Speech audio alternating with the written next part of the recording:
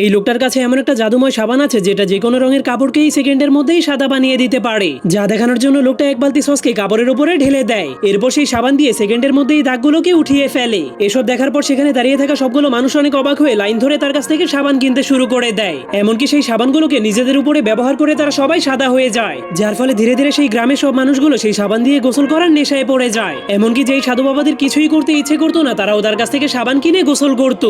এভাবেই লোকটা সেই জাদুময় সাবান বিক্রি করতে করতে অনেক ধনী হয়ে যাওয়ার কারণে ধীরে ধীরে সে ওই শহরের মধ্যে অনেক বড় একটা সাবানের মার্কেট খুলে ফেলে, যার ফলে ধীরে ধীরে সেই শহর থেকে সবগুলো রং গায়েব হয়ে পুরো শহরটাই সাদা হয়ে যায়। এই জন্য শহরের মানুষগুলো সেই সাদা রংকে অনেক ঘৃণা করতে শুরু করে। কিন্তু তখনই হঠাৎ করে হাজার হাজার সাদা মানুষের মধ্যে একটা মেয়ে রঙিন কাপড় পরে চলে আসে, যা দেখার পর সেই শহরের সবগুলো সাদা মানুষ সেই মেয়েটার পিছু করতে শুরু করে দেয়, কারণ তারা সবাই জানতে চাইছিল এই মেয়েটা এত সুন্দর রঙিন কাপড়গুলো কোথায় পেয়েছে। কিন্তু তখনই সবাই দেখতে পায় যে এই লোকটা এতদিন তাদের সবার কাছে সাদা হওয়ার সাবান বিক্রি করেছিল, সেই লোকটাই এখন নতুন এক ধরনের সাবান তৈরি করেছে, যার মাধ্যমে সাদা কালারকে যে কোনো রঙে পরিবর্তন করা যায়। এজন্য সবগুলো মানুষ বাধ্য হয়ে আবারও তার কাছ থেকে লাইন ধরে সাবান কিনতে শুরু করে। এভাবেই সেই চালাক ব্যবসায়ী মানুষদেরকে বোকা বানিয়ে ব্যবসা করে কোটিপতি হয়ে গিয়েছিল।